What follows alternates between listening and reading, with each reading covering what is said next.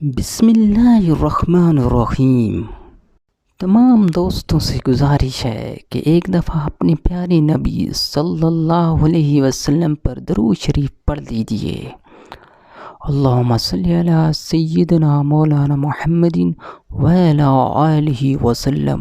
حضرت سیدنا عمر بن عبداللہ رضی اللہ عنہ سے روایت ہے کہ رسول اللہ صلی اللہ علیہ وسلم نے فرمایا، 3 آدمیوں کی طرف اللہ تعالیٰ بروز قیامت نظر رحمت نہیں فرمائیں گے، نہ والدین کا نافرمان، مردوں کی طرح مشاہبت رکھنے والی عورت، دیوس جو اپنے گھر میں بے پردگی اور بے حیائی جاری رکھے،